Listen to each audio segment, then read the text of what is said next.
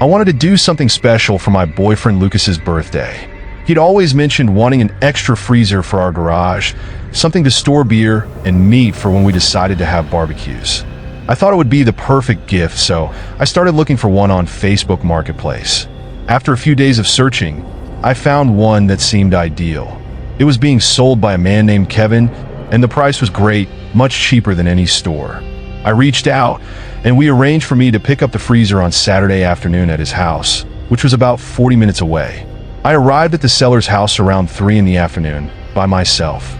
Lucas was working, and I wanted the gift to be a surprise. As I parked, the first thing I noticed was that the house looked a bit run down, almost abandoned, but I didn't think much of it. Maybe he was going through tough times. Kevin came to the gate with a wide smile, but something about him seemed off. His smile was too wide, almost forced, and his eyes had a strange glint. But I convinced myself he was just nervous. When I stepped into the garage to check out the freezer, I saw it was in good condition, just like in the photos. However, as soon as we started discussing payment, things became uncomfortable. Kevin stepped too close and in a low and weird voice said, "Look, I think the price we agreed on was too low. I'm going to need you to pay more. At least $100 more." I was caught off guard. We had agreed on a clear price, and I had only brought the exact amount. I tried to reason with him, but he insisted, getting even closer. Every time I tried to back away, he seemed to grow more confident, as if enjoying seeing me uncomfortable. I didn't know what to do. "If you don't have the money, I'm sure we can work something else out," he said, his voice carrying a threatening undertone. That's when the panic really set in. I grabbed my phone and said I was going to call Lucas, but Kevin quickly stepped in front of me, blocking the garage exit. "There's no need for that. You're here now. Let's talk." My heart was racing. I pretended to send a message, but I was actually calling Lucas, putting my phone on speaker and leaving it in my pocket. He answered quickly, and I spoke loudly. "Hey babe, I'm here. Can you come over? He's going to need help with the freezer." Lucas, sensing something was wrong by the tone of my voice, simply said, "I'm on my way." Kevin seemed irritated by this. He stepped back, but his eyes stayed locked on me, growing darker by the second. Time felt like it slowed down, and the tension in the air was suffocating. I tried to stay calm, but I was terrified. Kevin began pacing back and forth, muttering things I couldn't make out, but they only made me more nervous. Lucas arrived in less than 20 minutes, but they were the longest minutes of my life. When he pulled up in the driveway, he quickly got out and walked toward the garage. Upon seeing him, Kevin's demeanor changed completely, like he'd been caught red-handed. He tried to act as if nothing had happened. "Oh, so your boyfriend's here. Great, you two can take the freezer now." Lucas, picking up on the tension, looked directly at me. I couldn't hide the mixture of relief and fear in my eyes. "Everything all right here?" he asked in a serious tone. Before I could answer, Kevin went back to talking about the price, insisting that now it had gone up. Lucas, always calm, didn't like what he was hearing. "We agreed on a price, and that's what we're paying. If you don't want to accept it, we'll leave right now." Kevin took a step forward, as if to confront Lucas, but something in his stance made him back down. It seemed Kevin was used to intimidating people, but not when faced with someone more assertive. We both started slowly backing out of the garage, trying not to show the growing fear. Kevin watched us, a furious expression on his face, but he didn't say anything else. When we reached the car and locked the doors, I finally let out the breath I'd been holding. Lucas sped away, and only when we were at a safe distance did I tell him everything that had happened. As soon as we got home, we called the police and reported the situation. It wasn't just the harassment and the attempt at extortion. There was something more sinister at play.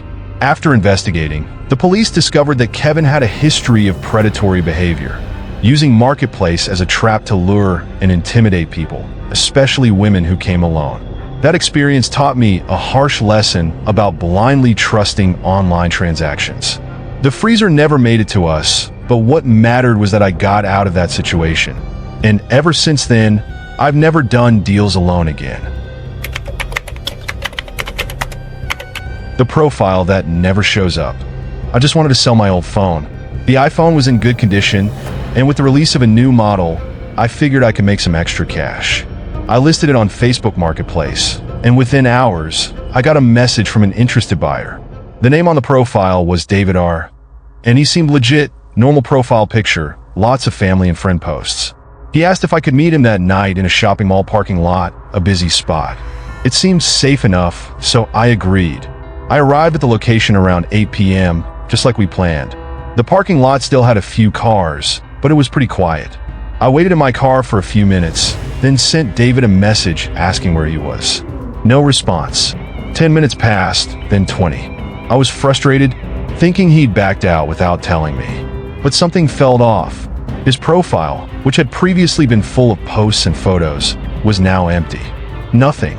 As if he had never existed. Later that week, I started seeing strange reports in a local Facebook group. Other people in the area had also arranged to meet David R. through Marketplace, and after going to the designated locations, they vanished. There was no sign of their cars, phones, or anything else they might have left behind. Panic set in. Could I have been one of them?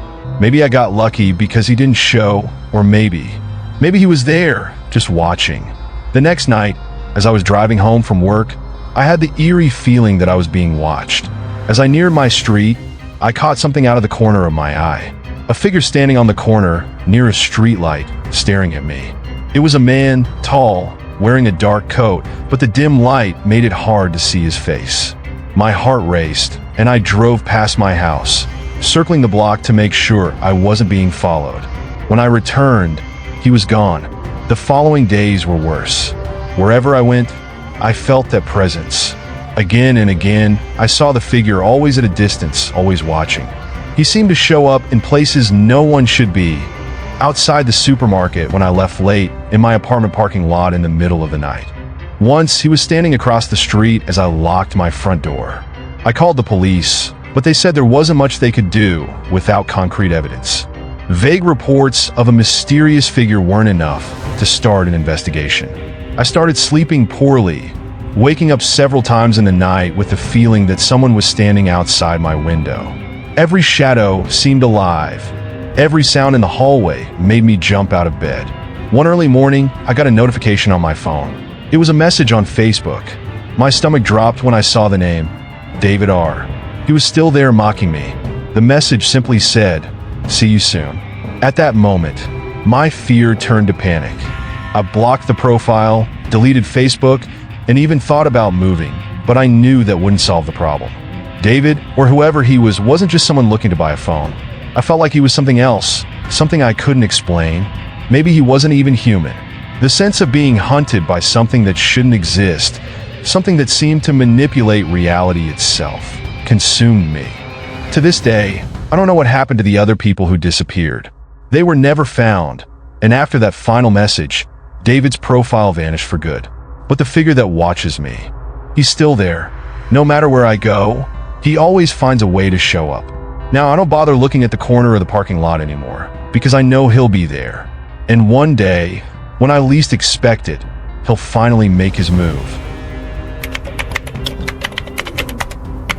Rachel's invitation.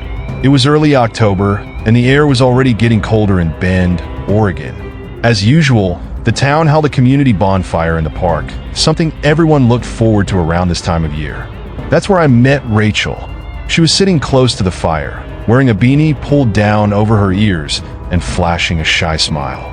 We exchanged a few glances until she finally came over and started talking. She seemed nice, fun. We chatted for a while about the town, school, and cool places to hang out around here. Before leaving, she asked me to add her on Snapchat, and of course I did. Over the next few days, Rachel and I exchanged a lot of messages on Snapchat. She always seemed super excited to talk, often sending pictures of isolated places where she liked to drive at night. I found it a bit odd, but there was something about her that kept me curious. One evening, she invited me to meet her at a remote spot outside of town, on a rural road where few people ever went. She said it would be fun, and that I had to check the place out. There was something off about the invitation, but the way she talked made it hard to say no. We agreed to meet the next night. As I left home, I felt a knot in my stomach. The road Rachel guided me to using GPS was deserted, surrounded by trees, with hardly any lights along the way. At first, I thought I was overreacting, Maybe it was just nerves about meeting someone new. But as soon as I reached the meeting spot, a stretch of road with no houses in sight, things quickly went wrong. There was no sign of Rachel, and the only sound was the wind rustling through the trees. Suddenly, two vehicles appeared, one on each side of the road, as if they were boxing me in. Their headlights switched on, and they started creeping closer. Panic set in immediately. Every instinct screamed for me to get out of there. The idea that this was some sort of trap became clear.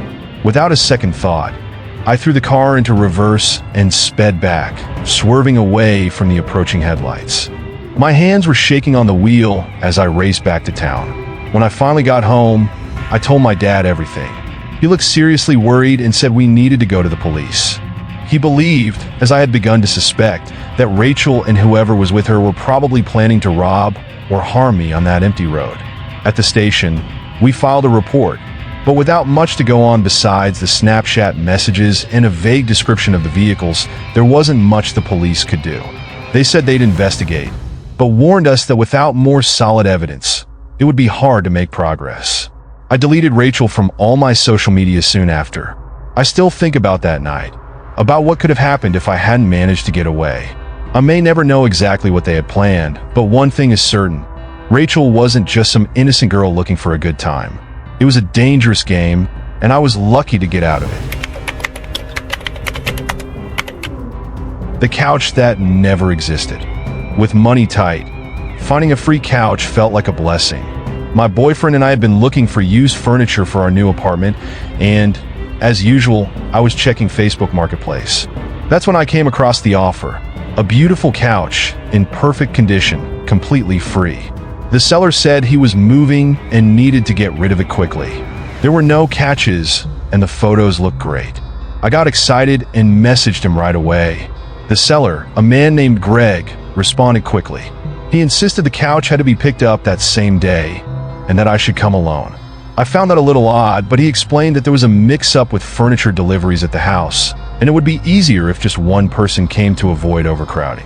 My boyfriend thought the situation sounded suspicious and suggested I take someone with me, but I was so excited about the couch that I ignored my gut feelings. I agreed to go that afternoon while he was at work. The address Greg gave me was in a residential area on the outskirts of town. When I arrived, the house looked normal, maybe a little rundown, but nothing that raised immediate red flags. Greg, an average-looking man, was waiting outside. He smiled when he saw me and said the couch was in the basement since they were moving things around upstairs. That was my second red flag. Something inside me told me to leave, but I didn't want to seem rude or distrustful without an obvious reason. I took a deep breath and followed him to the back door. He opened it and pointed to a steep set of stairs leading down into the basement. "It's down there, right in the corner. We just need to pull it up," he said casually. The atmosphere suddenly felt heavy. A musty smell wafted up from below, and the lights flickered dimly. My stomach churned. As I stepped down one stair, a deep instinct told me this wasn't right. Something was off. I quickly told Greg I needed to grab something from my car and that I'd be right back. He stood still for a moment, as if trying to figure out if I was serious or about to run. That's when his eyes changed, a strange glint appearing in them. My heart raced, and without waiting for his response, I rushed back up the stairs and darted to my car. My hands were trembling as I started the engine, and when I looked in the rearview mirror, Greg was standing in the doorway, watching me. He didn't say anything, just stared as I sped away from the house. The wave of relief I felt leaving that street was overwhelming, but the fear still gripped me tightly. My heart wouldn't stop pounding as I drove home. It wasn't until I had calmed down a bit that I realized just how naive I had been. I couldn't stop thinking about what might have happened if I had gone down into that basement. The couch was never there. It couldn't have been. Something much more sinister was at play. When I got home, I told my boyfriend everything, and he insisted that I report the incident to the police. They took it seriously, especially since there had already been reports of suspicious encounters related to online sales in that area. Later, I found out that Greg's profile had been deleted from Facebook, as if he never existed. The thought that he might try the same thing with someone else terrified me. After that day, I became much more cautious about who I trust online. What seemed like an amazing deal was in reality a trap. I often wonder how many other people fell for the same story before realizing the danger. The lesson I learned in that dark, musty basement was clear: never ignore red flags. And never, ever go alone. If you're enjoying the story so far, don't forget to smash that like button and subscribe to the channel for more creepy stories just like these. And hey, have you ever had a paranormal experience? Drop a comment below and share your story with us, we'd love to hear it. Now, let's dive into the next story. The game with no return. It all started as something completely harmless. I was bored one random night scrolling through Facebook when I came across a group called Challenges of the Brave.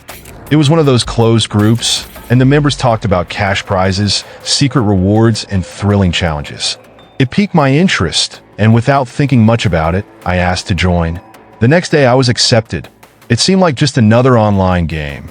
I had heard about other competitions before, but this one had something different, something a bit dark. The first thing I noticed was the way people in the group talked about the challenges. Mysterious, intense, but worth it. One post caught my attention.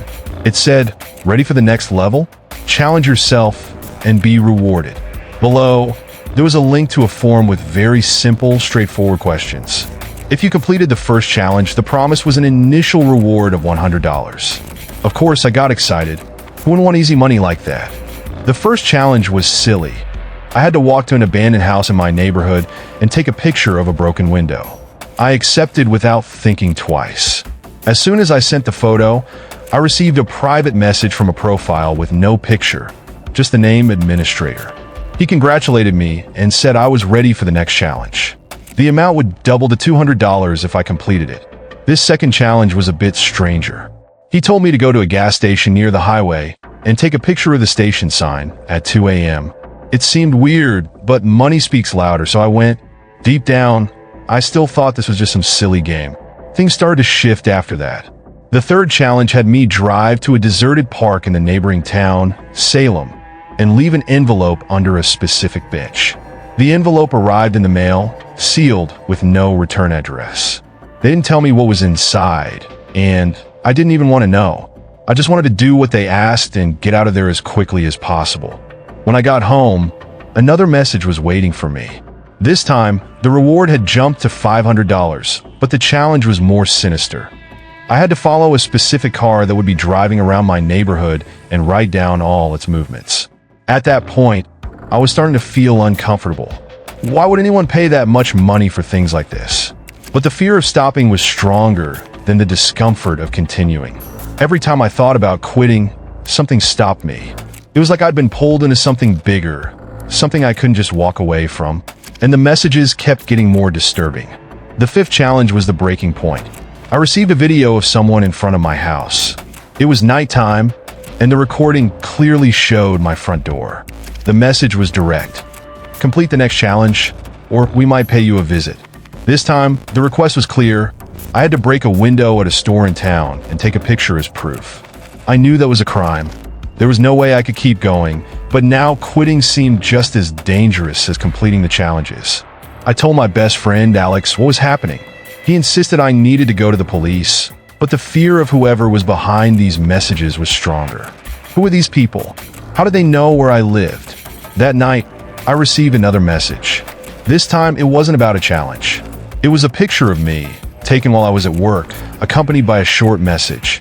Don't think about quitting. My hands shook as I read it. I stayed up late, thinking about all the choices that had led me here. At first, it was just a stupid Facebook game, but now it felt like a trap. The promises of money were just bait. With each step, I was sinking deeper into something dark. But one thing became clear. I was no longer in control. The car bought on Facebook. My wife and I were going through a rough patch. With bills piling up and the little we had being used just to get by, we were stuck in a cycle of constant stress and worry. To make things worse, our old car finally gave out, leaving us stranded. We urgently needed a new vehicle, but with our tight budget, our options were limited. That's when I found a great deal on Facebook Marketplace. The car was exactly what we needed, a newer model at a surprisingly low price. The seller, a guy named Jason, seemed a bit rushed in his messages, but assured me that the car was in good condition and that he needed to sell it quickly because he was moving out of state. It made sense, just a guy trying to tie up loose ends. We arranged for me to see the car the next day in a parking lot a few miles from our apartment. Rachel, my wife, was a little skeptical but agreed that we should give it a shot. I couldn't let an opportunity like this slip away. When I got to the location, Jason was already there leaning against the car. He seemed nervous. His hands shook slightly, and he kept glancing around like he was in a hurry to get it over with. But I chalked it up to the stress of a big move. He unlocked the car so I could take a look inside. Everything seemed in order, but there was something off. A strong smell of bleach filled the car's interior. I asked him about it, and he gave me a nervous smile, saying he had spilled some in the trunk while cleaning. It was a red flag, but the price was too good, and I wanted to believe it was just bad luck or carelessness on his part. We closed the deal quickly, and Jason barely waited to grab the cash and take off. I drove home with the car and told Rachel about the meeting. She was still suspicious, but we were relieved to finally have transportation sorted out. That night, we talked about how this purchase was giving us some financial breathing room. Things seemed to be looking up, but that didn't last long. 2 days later, while driving to work, I got pulled over by the police. I was confused, as I wasn't doing anything wrong. When the officers approached, their faces were serious. They asked for my documents and then requested that I step out of the car. My stomach dropped when one of them informed me that the car I had bought was involved in a homicide investigation. I was speechless, completely stunned. How could this be? I explained how I bought the car through Facebook and provided all the information I had about the seller, Jason. They told me I needed to come down to the station to provide a formal statement. At the station, things got even stranger. The car I had purchased was the main link in a horrific crime. A body had been found, and the evidence suggested the car had been used to transport the corpse. The bleach I'd smelled when I first saw the car. Now it all made sense. Jason had been trying to cover his tracks, and unknowingly, I had bought a vehicle with a terrifying past. I cooperated fully with the police. I handed over all the Facebook messages, his phone number, everything. They thanked me for helping and said they were tracking down the seller. After several tense days of waiting, I finally got a call. Jason had been arrested. He was directly involved in the murder, and after a thorough investigation, he was sentenced to life in prison. That week was a nightmare for Rachel and me. We couldn't believe that, by sheer bad luck, we had stumbled into such a dark situation. The car was confiscated as evidence, and of course, we didn't get our money back. I kept thinking about what might have happened if I had paid more attention to the signs. Jason's nervous behavior, the bleach smell, his rush to sell the car. It was like everything was there, warning me. But I ignored it, blinded by our need and the low price. Now every time I see a listing on Facebook Marketplace, I get a chill down my spine. You never know what might be lurking behind a deal that seems too good to be true. The group that knew too much. I've always been curious about conspiracy theories. Not that I believed in all of them, but it was interesting to see how far people took their ideas about the government, aliens, or even global secrets. That's how I ended up joining a conspiracy discussion group on Facebook. The group, with a generic name like Hidden Truth, seemed harmless at first. The conversations were mostly about common topics in the conspiracy world, nothing out of the ordinary from what I had seen before. I thought it would be fun. In the first few weeks, I got involved in a few discussions and even made some virtual friends. The people seemed normal despite having some extreme ideas. It wasn't until the members of the group started exchanging very specific information about certain events that I began to feel uneasy. Someone mentioned a car accident that happened in my town, at an intersection I passed through every day. It bothered me, but I didn't think much of it until things started getting much closer to my own life. One day, one of the group's administrators, who went by the name Oracle23, posted something that made my blood run cold. He mentioned the name of my street casually, as if describing a place anyone would know. No one had ever talked about me directly, but the way he described my neighborhood was too detailed. And it didn't stop there. They started sharing personal information, like the time I usually left for work, the cafe I visited in the mornings, and even the names of people I chatted with online. It was as if they were watching me from a distance, knowing my every move without me realizing it. I was terrified. At first, I thought it might just be a coincidence, but the details were far too specific. I started to suspect everything and everyone. How did they know so much? I decided it was time to leave the group. Without a second thought, I clicked to leave and blocked the administrator. That's when the real problems began. The next day, I received a message from an anonymous profile on Messenger. "You shouldn't have left." My heart raced. I tried to ignore it, but the messages kept coming, each one more threatening than the last. "We know who you are. You think you can leave us?" The worst part was how they knew exactly where I was at any given moment. Once, while I was walking home, I received a photo of myself crossing the street, taken from somewhere nearby. A chill ran down my spine, and I looked around, but saw no one. It was like the very air around me was watching. I told a friend about what was happening, and he suggested I go to the police. But how could I explain a situation like this? Strange messages from a conspiracy theory group? They would think I was crazy. I decided I needed to handle it myself, but the fear of being watched consumed me. I stopped going out, changed all my passwords, deleted my online accounts. But nothing seemed to be enough. Each day, the messages became more direct, more threatening. One night, while I was home alone, I heard footsteps outside. My heart nearly stopped. I crept to the window and saw a shadow near my fence. I couldn't see the face, but I knew it was someone from the group. They were watching me up close. My blood froze, and I immediately called 911. While I waited for the police, the footsteps faded, but the feeling that I would never be safe again stayed. When the police arrived, I told them everything that had happened. They took the threat seriously, but said that without solid evidence, it would be hard to track down whoever was stalking me. They suggested I keep recording everything, but warned me that groups like this often operate in the shadows, making it difficult to trace them. Since then, I've moved houses and deleted all my social media. The feeling of being watched has never fully left me, even after the move. I wonder how many others have fallen into the same trap, thinking they were just joining a harmless group, not realizing how closely they were being observed. Now, every time someone mentions conspiracy theories, I get a shiver, remembering Oracle 23 and the group that knew too much. The friend who never existed. I was in my second year of high school when I received a friend request on Facebook. The name on the profile was Ryan Mitchell. The profile picture showed a guy with a somewhat familiar face, but I couldn't recall seeing him in any of my classes. I figured he might be one of those students you only pass in the hallways now, and then it seemed odd, but I accepted the request. After all, it wasn't unusual to add classmates even if you didn't know them well. In the first few days, Ryan started messaging me, making small talk about everyday school stuff, the teachers' schedules, the cafeteria. It was nothing special, just the usual teenage chit-chat. He seemed friendly enough, so I didn't think much of it. But then the messages started becoming more frequent, and slowly things started to get strange. He always seemed to know exactly where I was. He'd message things like, "You didn't go to the cafeteria today, did you?"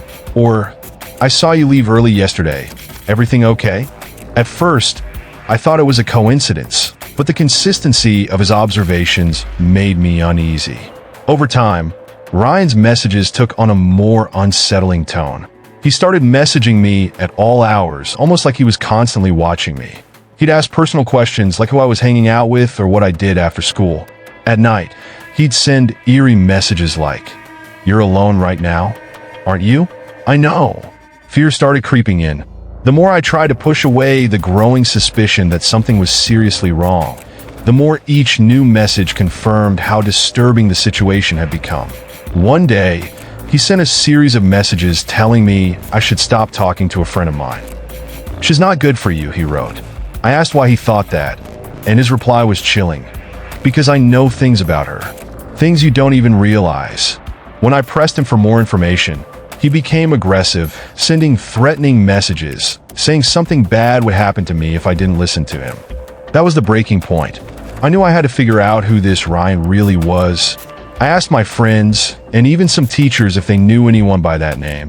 The weirdest part? No one did.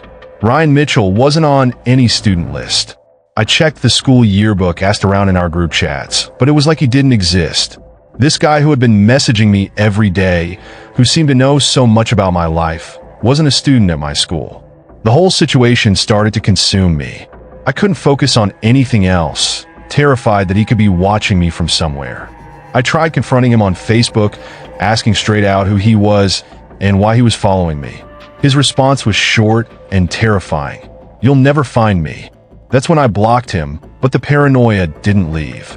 I couldn't shake the feeling that he was still watching. How did he know so much about me? Was he a stalker, someone from outside school, or maybe something worse? Then one day the profile was gone. Just like that, without warning, as if it had never existed.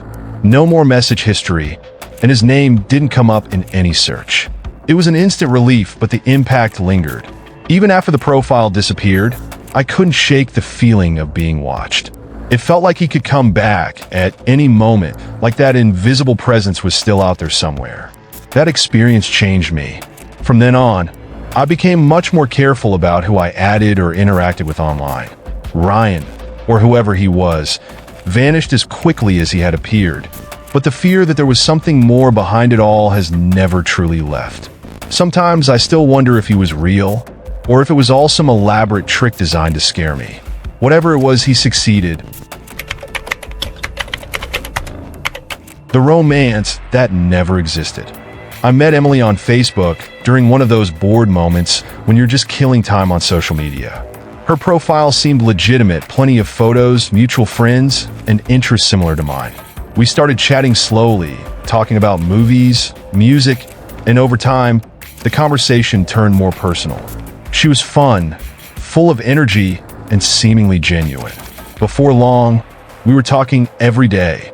It felt like I had finally found someone I truly connected with, even though we were miles apart. Months passed, and soon we were officially dating, though it was long distance. Emily lived in another state, which made meeting up harder. But with constant video calls and messages, it felt like the relationship was going well. We planned to meet soon, but something always got in the way. Whether it was work issues, health problems, or family emergencies, there was always an excuse that delayed our meeting. But I was patient, convinced that things would eventually work out. Then one day, Emily simply disappeared. The messages stopped abruptly, and she wasn't answering my calls. I grew worried, thinking something terrible had happened. That's when I got a message from a guy named Jake, someone I'd never heard of before. He claimed to be a friend of Emily's and told me that she had been kidnapped. The kidnappers were demanding a large sum of money for her release. I was completely shocked. My heart raced and panic set in. How could this be real? I was desperate, not knowing what to do. Jake sent me terrifying messages, saying that if I didn't pay, Emily might not survive. He even sent a photo of her tied up, her mouth covered as proof. It looked real. Everything seemed so real. In a moment of pure desperation and panic, I did what he asked. I wired the money, believing I was saving the life of the woman I loved. I wasn't thinking clearly, I just acted, driven by fear and urgency. After the money was transferred, I waited for any news about Emily, anxious for any sign that she was okay. But as time passed, there was only silence. Jake vanished too. No replies, no updates. As the hours turned into days, doubt began to creep in. Something wasn't right. That's when I decided to dig deeper. I started going through Emily's profile, scrutinizing every photo, every interaction, and every detail I had overlooked. The more I looked, the more things didn't add up. The photos seemed disconnected, like they were from different people, taken from various sources. I decided to do a reverse image search of Emily's photos. What I found shattered me.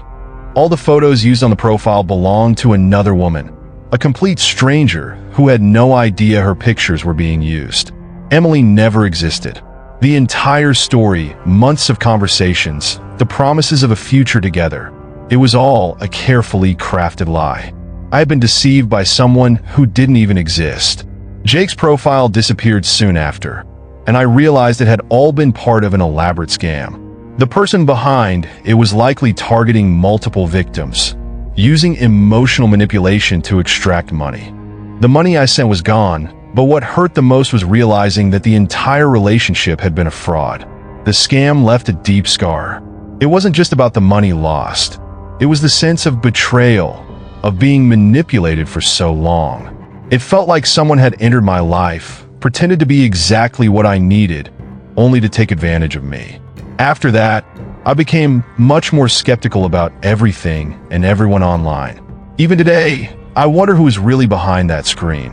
Whoever they were, they made me question not just my trust in others, but also my own vulnerability. And the most bitter lesson from all of this was realizing just how easy it is for someone to create a romance that never existed. If you enjoyed these true horror stories, you won't want to miss our next video. Check out 10 of my favorite scary true stories from over the years by clicking the card on the screen or finding it as the previous video on our channel. Don't forget to like, subscribe, and let us know in the comments if you've ever had a paranormal experience. We'd love to hear your stories. Stay brave, and we'll see you in the next video.